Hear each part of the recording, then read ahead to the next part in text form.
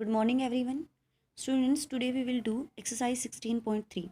Question number 1 is which of the following cannot be a valid assignment of probabilities for outcome of a sample space S is equal to omega 1, omega 2 up to omega 7. यहाँ पे बोला गया है कि आपको sample space दिया गया है, उसके अंदर 7 आउटकम्स हैं, ओमेगा 1, ओमेगा 2, ओमेगा 7.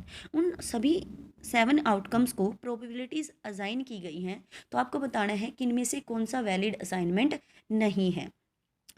किसी भी सैम्पल स्पेस के जो आउटकम होते हैं उनकी प्रोबेबिलिटीज़ हमेशा 0 और 1 के बीच में होती हैं, यानी कि नहीं ना तो 0 से कम हो सकती हैं, यानी कि नेगेटिव हो सकती हैं, ना ही वो 1 से बड़ी हो सकती हैं. और सभी प्रोबेबिलिटीज़ का जो सम होता है पूरे सैम्पल स्पेस की, जितने भी उसमें आउटकम होते हैं उन सभी आउटकम्स की प्रोबेबिलिटीज़ का सम टोटल 1 होना चाहिए. तो चेक कर लेते हैं हम. जैसे ये ए और बी दोनों ही हैं, इनमें ये जो सभी वैल्यूज़ असाइन की गई हैं ये 0 और 1 के बीच की ही वैल्यूज़ हैं. तो अभी हमें क्या करना पड़ेगा, इनको प्लस करके देखना पड़ेगा कि 1 आ रहा है या नहीं. तो देखिए जो ए वाला है, हमने इसके सभी आउटकम्स की प्रोबेबिलिटीज़ को ऐड करके देखा तो ये 1 आया. तो असाइनमेंट है जो प्रोबेबिलिटीज़ का वो वैलिड है. ऐसे ही बी में भी टोटल करके 1 आया, वो भी वैलिड हो गया. सी में देखें टोटल करके आया 2.8, जो टोटल है प्रोबेबिलिटीज़ का वो आया 2.8. ये 1 से ग्रेटर है, इसलिए ये एक वैलिड असाइनमेंट नहीं है. ऐसे ही अब देखिए डी जो है, डी में देखिए ये यहाँ पे आपको ओमेगा 1 का और आई थिंक ओमेगा 5 का जो प्रोबेबिलिटीज़ दे रखी हैं वो नेगेटिव गिवन है, -0.1 और -0.2. तो नेगेटिव में हमारी प्रोबेबिलिटी नहीं हो सकती, इसलिए कि ये एक वैलिड असाइनमेंट नहीं है. अब ई में देख लीजिए 15/14, ये भी एक जो वैल्यू होगी ये 1 से बड़ी वैल्यू आएगी. तो 1 से बड़ी वैल्यू किसी भी आउटकम की प्रोबेबिलिटी नहीं हो सकती, सो इसलिए ये भी एक वैलिड असाइनमेंट नहीं है. अब देखिए question number 2. A coin is tossed twice, एक कॉइन को 2 बार टोस्ट किया जाता है. What is the probability that at least 1 tail occur, probability बतानी है कि कम से कम एक टेल आए. अब देखिए अगर हम सैम्पल स्पेस की बात करें, जब 2 कॉइन को टोस्ट करेंगे तो सैम्पल स्पेस बनता है head head, head tail, tail head और टेल टेल. उसके बाद आप क्या करोगे, ए इवेंट ले लो आप, गेटिंग एटलीस्ट 1 टेल, कम से कम एक टेल आने की. अब इनमें कम से कम एक टेल देखिए, एक से कम नहीं हो सकती, एक से ज़्यादा हो सकती हैं. क्या बोला है आपको, कम से कम एक हो, एक से कम नहीं हो सकती, एक से ज़्यादा हो सकती हैं. तो इनमें देख लीजिए कम से कम एक टेल वाले ये तीनों हो जाएंगे. इसमें एक से कम टेल है तो ये नहीं लेना, तो ये 3 आ जाएंगे. अब ए की प्रोबेबिलिटी क्या होगी, टोटल कितने आउटकम है 3, बाय में कितना है 4, तो 3/4 हो गया. आगे आपके पास a die is thrown, find the probability of following event. एक डाई को जब हम थ्रो करेंगे तो सबसे पहले हम सैम्पल स्पेस लिख लेते हैं. सैम्पल स्पेस में आपके पास एलिमेंट्स आएंगे 1 2 3 4 5 एंड 6. सबसे पहले आपको दिया गया है ए प्राइम नंबर विल अपीयर, एक प्राइम नंबर आए इसकी प्रोबेबिलिटी बतानी है. तो इस इवेंट की हम नेमिंग कर लेते हैं, that A be the event of having a prime number, कि प्राइम नंबर आए. अब यहाँ पे प्राइम नंबर कौन कौन से हैं, 2 3 और 5, ये तीनों प्राइम नंबर होते हैं क्योंकि ये 1 और इटसेल्फ के अलावा किसी और से डिवाइड नहीं होते, तो ये प्राइम नंबर है. पी ऑफ ए के होने की प्रोबेबिलिटी क्या रहेगी, यहाँ पे कितने आउटकम हैं 3 और सैम्पल स्पेस में कितने होते हैं 6, तो 3/6 करके क्या आ जाएगा 1/2. ऐसे ही सेकंड पे है आपका नंबर ग्रेटर देन और इक्वल टू 3, एक नंबर जो है वो 3 या 3 से ग्रेटर आए. तो let A be the event of having a number greater than equal to 3, एक नंबर 3 या 3 से ग्रेटर हो, तो उसमें केस में जो आपकी आउटकम आएंगे वो आएंगे 3 4 5 एंड 6, 4 आउटकम हैं और टोटल सैम्पल स्पेस में आउटकम होते हैं 6, तो 4/6 को कट किया तो 2/3 आ गया. ऐसे ही आपसे पूछा let A be the event of having number less than equal to 1, जो नंबर आए वो लेस देन इक्वल टू 1 हो, 1 या 1 से लेस. तो 1 या 1 से लेस में तो सिर्फ 1 ही आ सकता है डाई के अंदर, उससे लेस वैल्यूज़ तो नहीं होती, तो इसलिए सिर्फ 1 आएगा और इसकी प्रोबेबिलिटी हो जाएगी 1/6. उसके बाद है let A be the event of having a number more than 6, 6 से बड़ा नंबर आए. अब डाई के अंदर 6 से बड़ा नंबर नहीं होता क्योंकि डाई में 6 तक के ही नंबर होते हैं, तो इसलिए जो आपका सेट बनेगा वो सिंगलटन सेट या फिर 5 बन जाएगा जिसमें कोई एलिमेंट नहीं है. अब पी ऑफ ए में कितने एलिमेंट हैं 0 और सैम्पल स्पेस में कितने एलिमेंट हैं 6, तो 0/6 करोगे तो क्या आ जाएगा 0 आ जाएगा हमारी प्रोबेबिलिटी.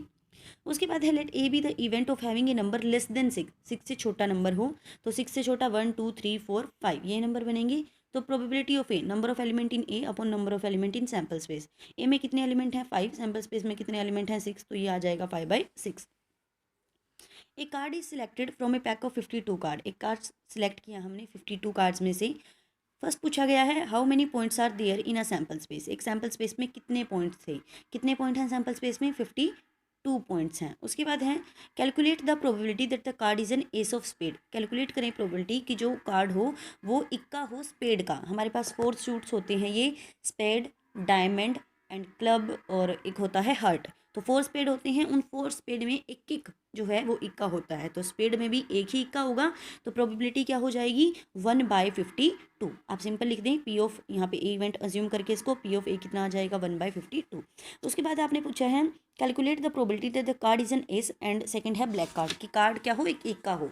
अब इक्के तो हमारे पास टोटल 4 होते हैं, पिछले पार्ट में पूछा गया था स्पेड का इक्का हो, वो तो एक ही होता है, लेकिन इक्का जो है सिंपल वो हर एक सूट में एक एक होता है, तो इसलिए 4 होते हैं। तो जो इक्का रहेगा वो आपके पास 4 हो जाएंगे, तो प्रोबेबिलिटी क्या हो जाएगी गेटिंग एन एस कार्ड 4/52 को कट कर लोगे 1/13 आ गया। उसके बाद क्या है ब्लैक कार्ड। ब्लैक कार्ड कितने होते हैं 26 ही आपके पास रेड कार्ड होते हैं, 26 ही ब्लैक कार्ड होते हैं, टोटल करके 52 कार्ड्स बन जाते हैं। तो ब्लैक कार्ड होने की प्रोबेबिलिटी क्या हो जाएगी 26/52, ये आ गया 1/2।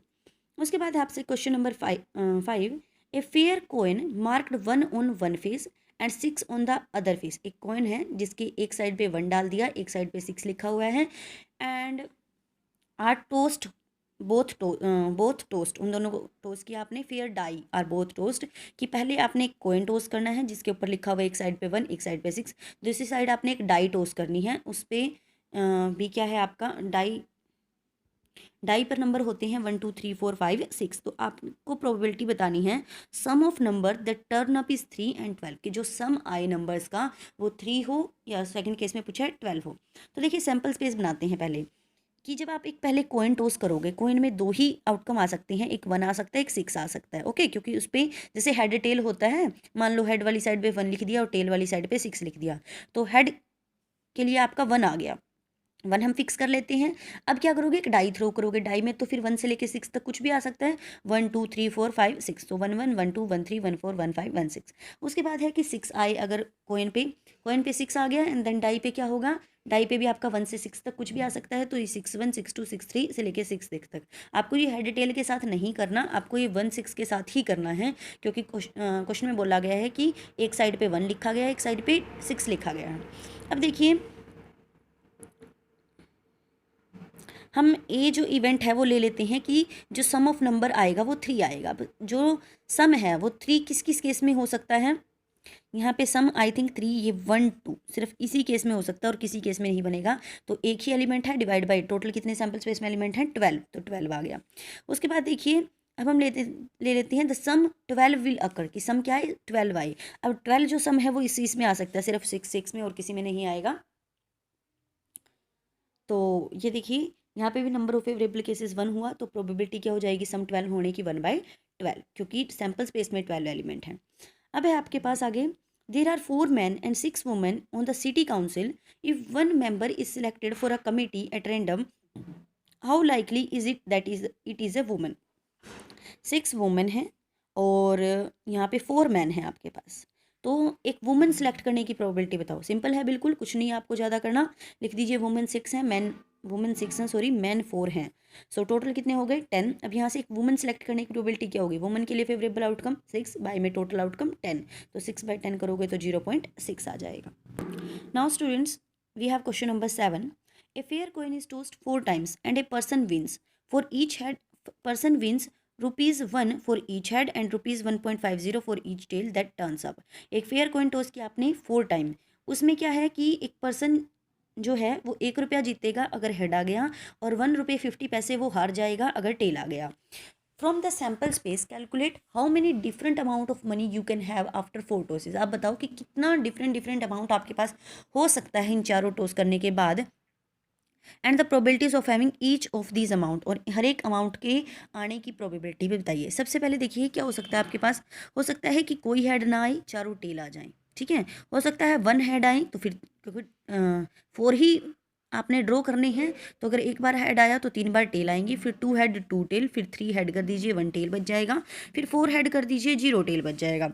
अब देखिए अगर आपका कोई हेड नहीं आया, सिर्फ चारों टेल आई हैं, तो आपने सारा पैसा लॉस्ट किया है, मनी लॉस्ट। 4 × 1.50 कितना आ जाएगा ₹6, तो आपने ₹6 जो है वो लॉस कर दिया। There is only one way when T occurs. So अच्छा, ये आपने 6 क्या हो गया, ये तो मनी लॉस्ट हो गई। अब इसकी प्रोबेबिलिटी बतानी है कि ये लॉस्ट होने की प्रोबेबिलिटी जो है हमारी इस केस में वो कितनी